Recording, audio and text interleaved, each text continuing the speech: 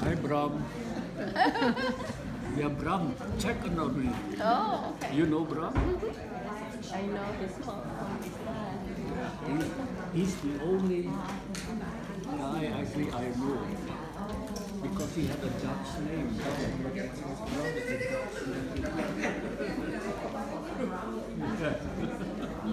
He always had the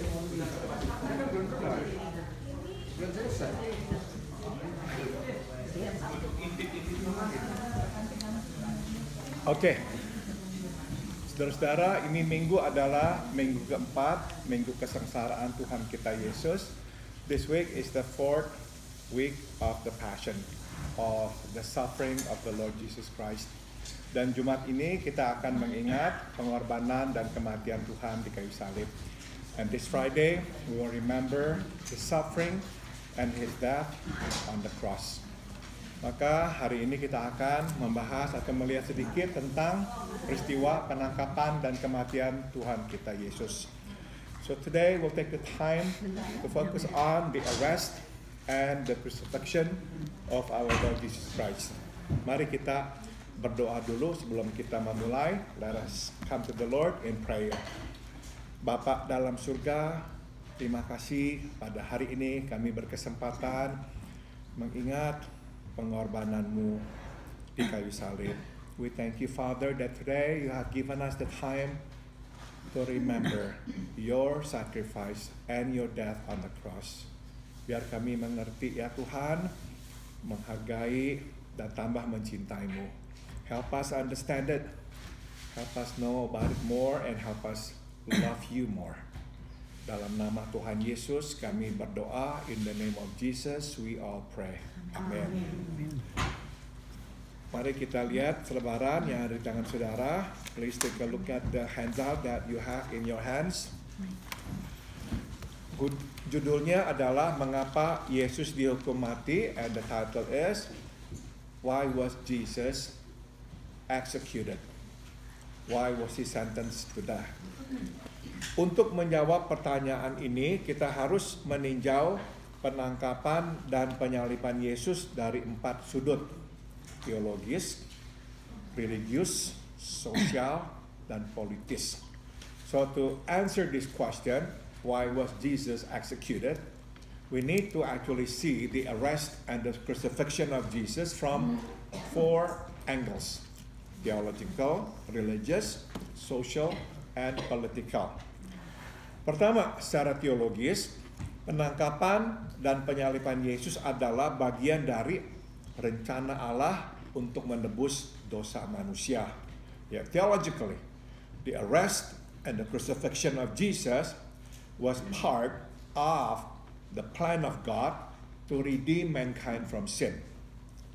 Allah Bapa mengutus putranya yang tunggal ke dunia untuk mati, tambahkan kata mati, menanggung hukuman dosa yang seharusnya ditanggung oleh manusia.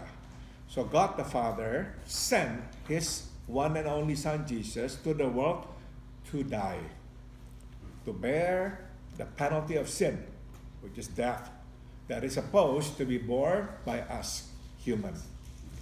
Nah, jadi saudara, Kalau Yesus tidak datang ke dunia, kita ini masih akan tetap hidup di bawah hukuman Tuhan dan akan mengalami kematian atau hidup terpisah dari Tuhan selama-lamanya. So if Jesus had not come to the world, we would still be living under the penalty of sin. And forever, we would be separated from God. Okay? Jadi karena Yesus datang, mati untuk kita, maka ya kita tidak lagi hidup di bawah hukuman dosa. Kita justru hidup di bawah kasih sayang Tuhan. But because Jesus had come to the world and died for us, we are no longer living under the punishment of sin. Instead, we are now living under the grace of God. Ya. Sambung. Secara religius, yang kedua ya, yang mendorong para pemuka agama untuk menghukum mati Yesus adalah klaim yang dibuat Yesus. Sebagaimana dicatat di Yohanes 8, 57 sampai 59. Religiously, so this is the second angle. What motivated, what drove the religious leaders to execute Jesus was the claim made by Jesus, as recorded in the Gospel of John, chapter 8, 57 to 59.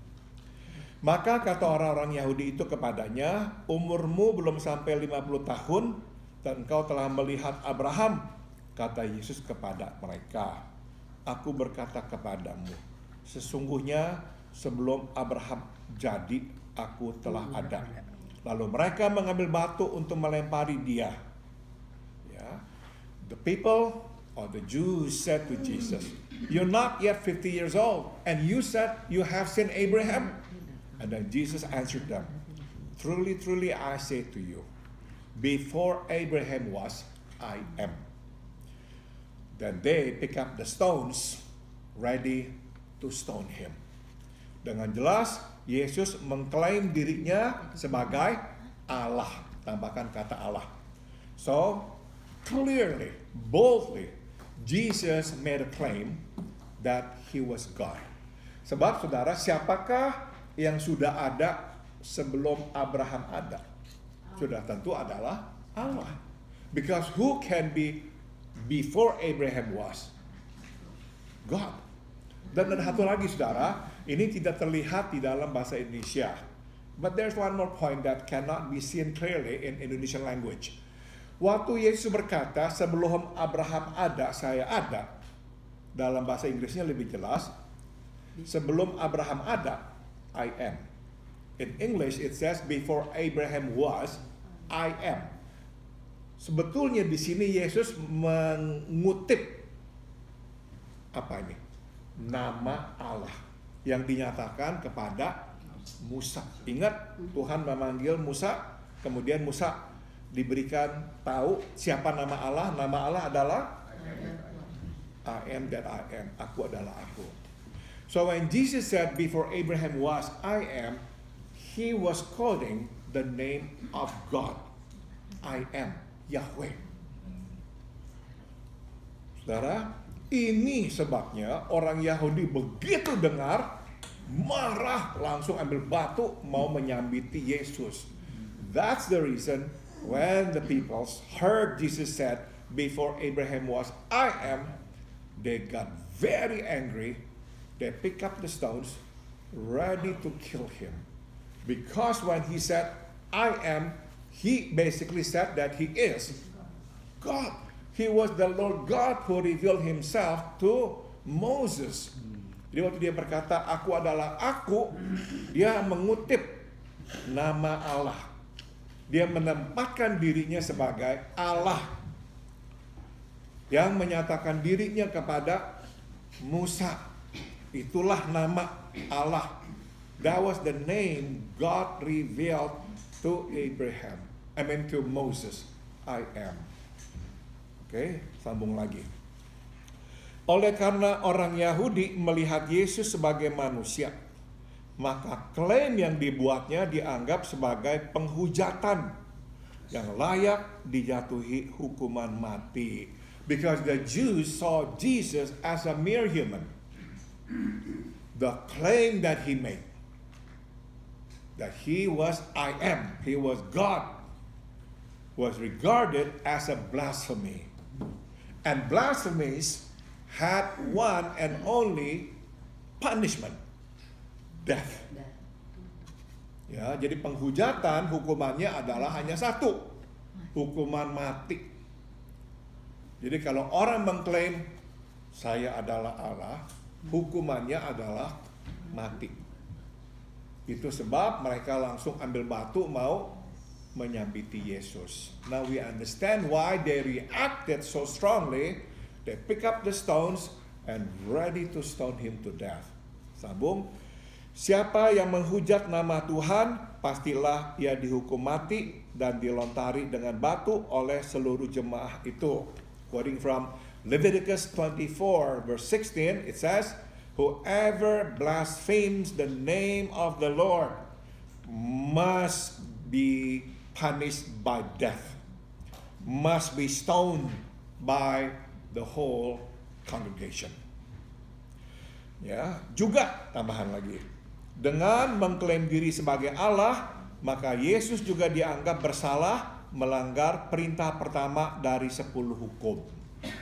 Further, by claiming himself to be God, Jesus, to them, transgressed against the first commandment out of the 10 commandments. Yaitu apa? Akulah Tuhan Allahmu yang membawa engkau keluar dari tanah Mesir, dari tempat perbudakan. Jangan ada padamu Allah lain di hadapanku. Quoting from Exodus 20:2 and 3, it says here, I am the Lord your God, who delivered you from Egypt, from slavery. There shall be no other gods before me. Jadi waktu Yesus berkata dia adalah Allah, dia juga menurut orang Yahudi melanggar perintah pertama. So when he claimed he was God, to them, he transgressed against the first commandment. There you shall have no other gods before me. Itu sebab di hadapan Pilatus, orang Yahudi berkata, kami mempunyai hukum, dan menurut hukum itu ia harus mati, sebab ia menganggap dirinya sebagai anak Allah. Tambahkan kata anak Allah. That is the reason. Before Pilate, the people or the Jews said, we have law, and according to our law, he had to be executed because he put himself in the place of the Son of God, or he claimed to be the Son of God. Nah, jadi sekarang kita ngerti kenapa Yesus bagi mereka layak dihukum mati. Sebab secara religius dia mengklaim dirinya sebagai Allah.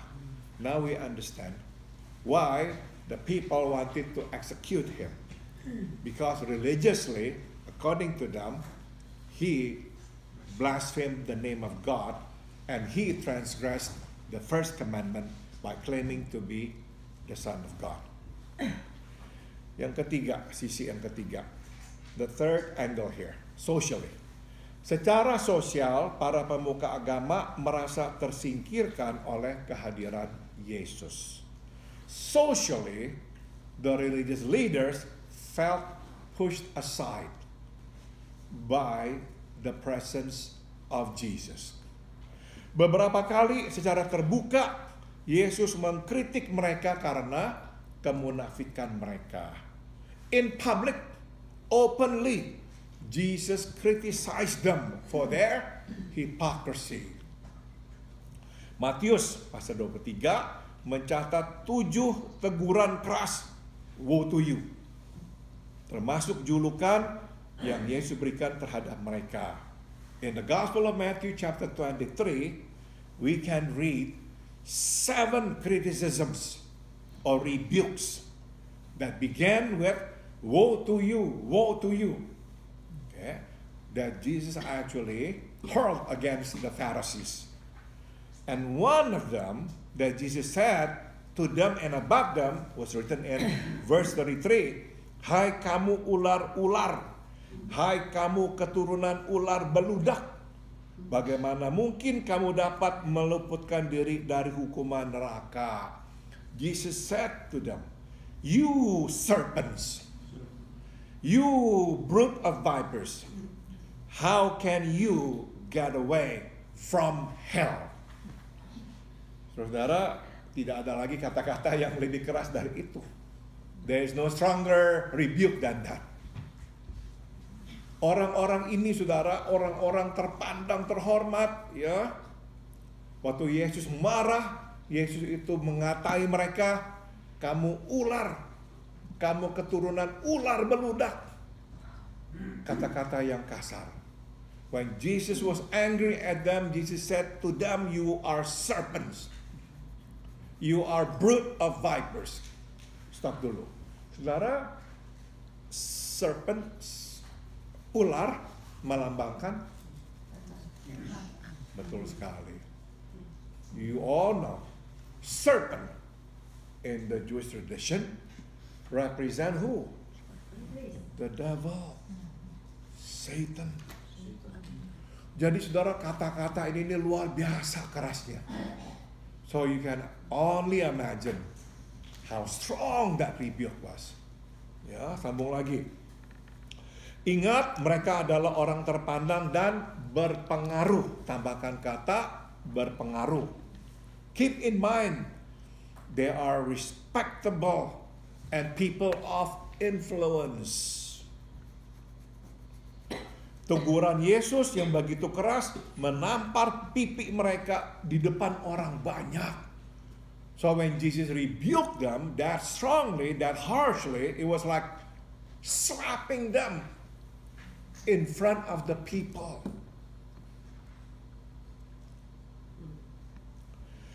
Ya. Jadi saudara, aduh, mereka itu tuh malu luar biasa. So you can only imagine how embarrassed they were.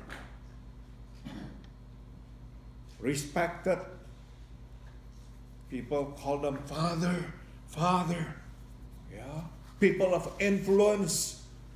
They always listened to them. They always went to them for direction, for advice. And then Jesus said all these things in public. They lost their face. And they became very mad at Jesus. Ya, sambung. Sebaliknya, makin hari Yesus menjadi makin populer, menjadikan mereka tidak relevan. On the contrary, as time goes by, Jesus was becoming or increasingly becoming popular. And it made them irrelevant. Dulu ada apa-apa mereka yang dicari. Sekarang orang berbondong-bondong mengikut Yesus. In the past, people looked to them for direction. Now they did not. They follow Jesus. Sambung. Yohanes 12:19 mencatat ketakutan. Tambahkan kata ketakutan. Dan iri hati mereka.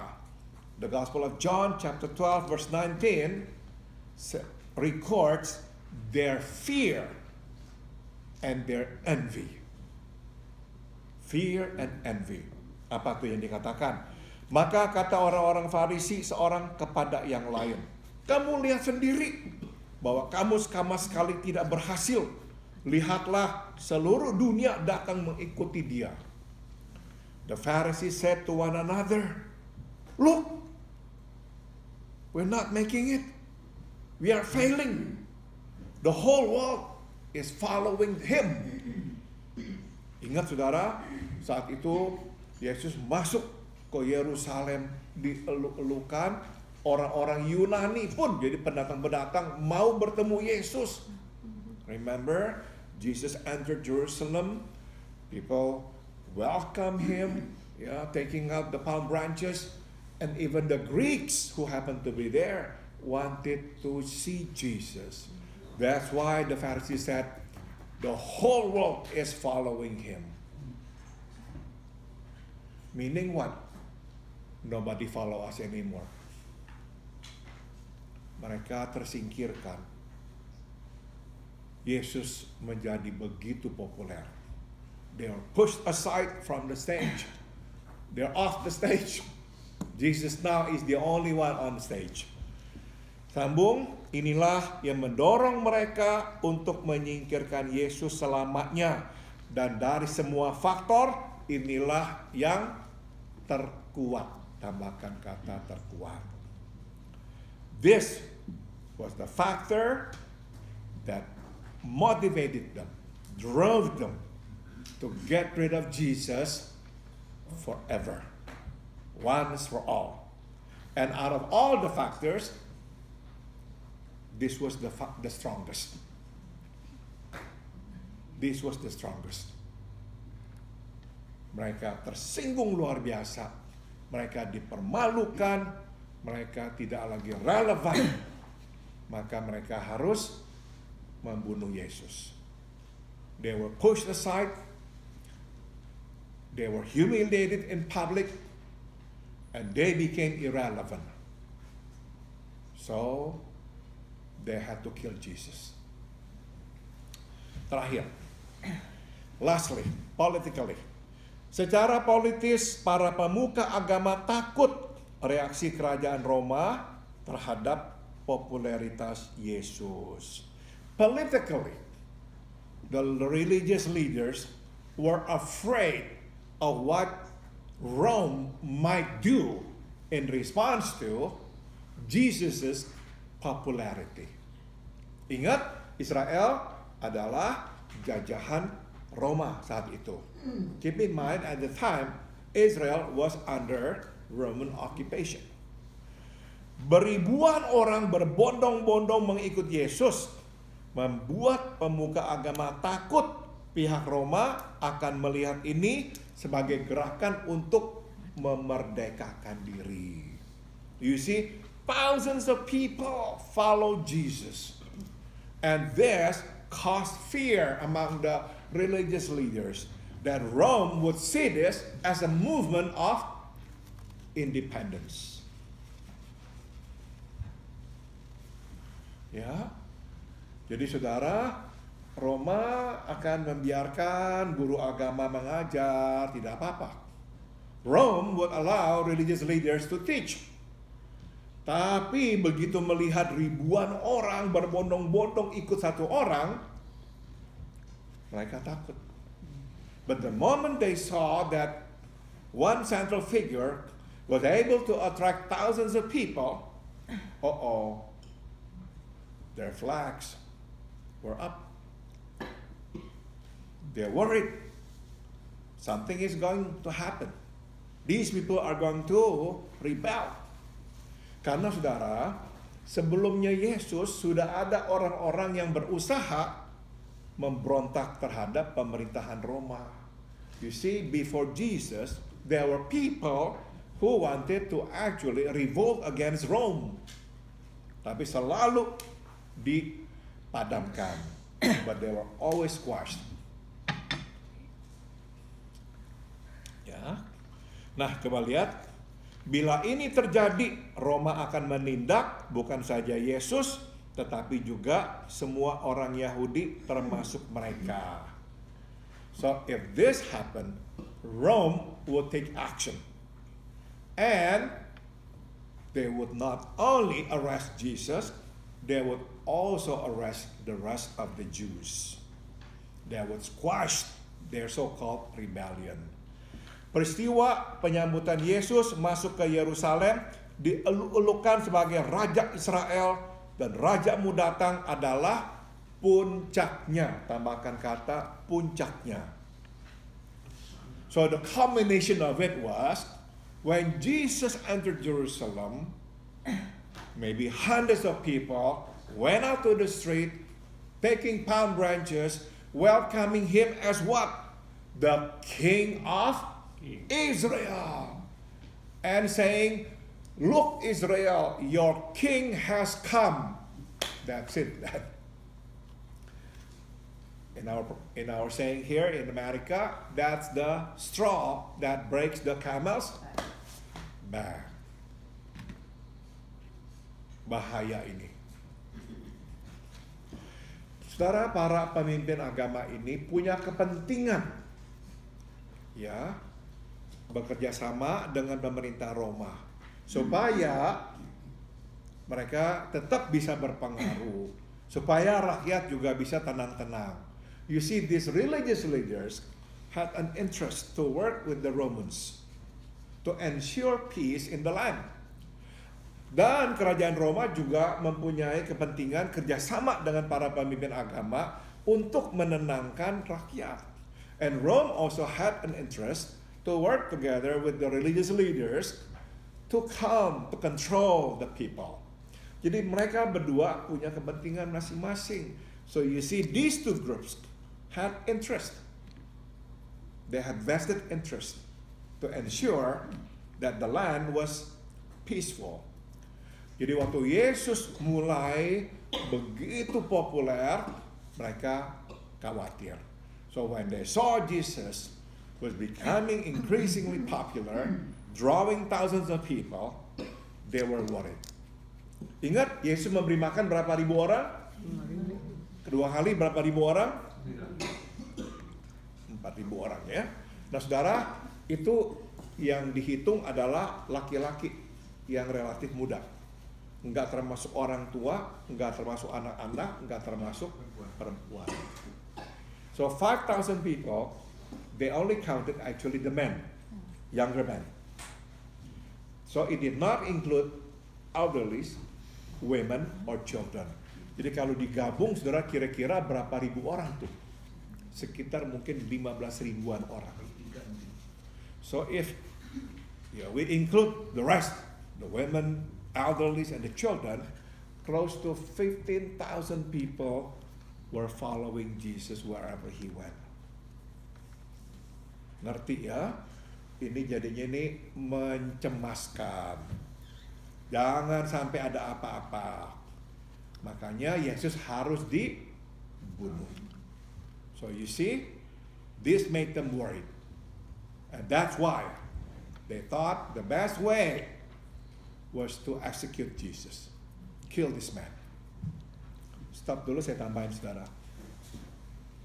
Yesus kira-kira dihukum mati di tahun 30-an.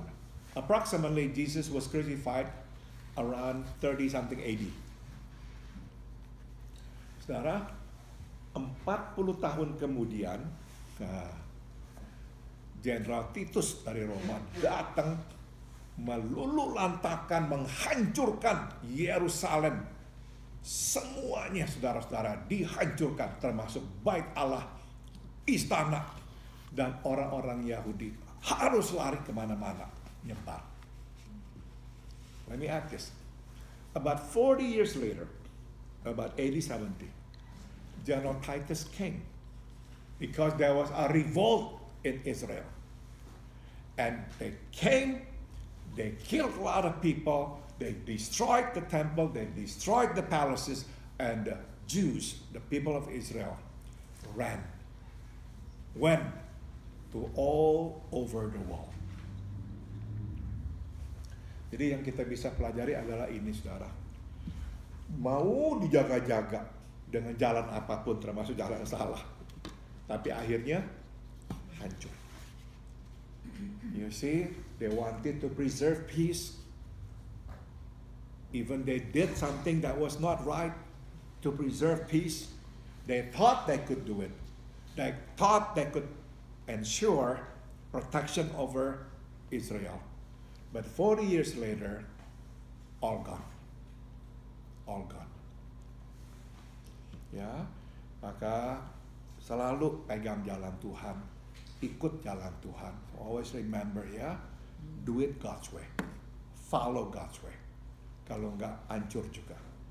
If we don't follow God's way, it will still be destroyed. Terakhir, lastly, dengan cerdik para pemuka agama memakai ini, alasan ini ya, sedition, sebagai dasar untuk menangkap Yesus dan menyerahkannya kepada Gubernur Pilatus untuk dihukum mati.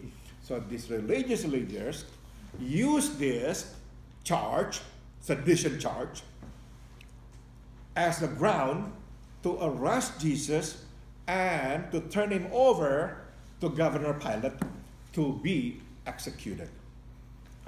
Itu sebab dalam persidangan itulah pertanyaan yang diajukan Pilatus kepada Yesus. Engkau inikah raja orang Yahudi? That's the reason. During the trial, the question that Pilate asked Jesus was, are you the king of the Jews? Karena inilah dakwaan yang diajukan. Because this was the charge given to Pilate. That Jesus claimed to be the king of Israel. Sambung, Yesus menjawab, kerajaanku bukan dari dunia. And Jesus answered him, my kingdom is not from this world. Sesungguhnya Pilatus tahu bahwa Yesus bukan raja orang Yahudi seperti yang dituduhkan, tapi ia takut bila tidak menuruti, tambahkan kata menuruti kemauan mereka, maka mereka akan melaporkannya ke Kaisar Roma. The truth is, Pilate knew that Jesus was not the king of Jews as claimed, as charged by these people. But Pilate was afraid. If he did not go along, they would report him to Caesar. Mereka berkata, masa orang menjadi raja, kamu kok diamkan saja? They could claim, they could report to Caesar in Rome that this governor of yours, Caesar, did not take action against somebody who claimed to be the king of Israel. And Caesar nanti akan copot Pilatus dari jabatannya. And when Caesar found out, Caesar would remove him from his position as a governor. Pilatus nggak rela kehilangan posisinya. And Pilate wasn't willing to give away his position, his seat. And that's why even though he knew it was wrong to execute Jesus, he did it. He sacrificed Jesus for his sake. Dia mengorbankan Yesus demi kepentingannya. Ketakutan, ketidakpercayaan, iri hati, dan kejahatan manusia menyalibkan Yesus. Tambahkan kata menyalibkan. Fear, disbelief, envy, and evilness. They crucified Jesus. These sins crucified Jesus. Nah, sebaliknya, untuk ketakutan, untuk ketidakpercayaan, untuk iri hati, dan untuk kejahatan manusia, Yesus disalibkan. Tambahkan kata disalibkan. On the contrary, for fear, for disbelief, for envy, and for man's evilness, Jesus was crucified. He let himself be crucified. Ngerti ya?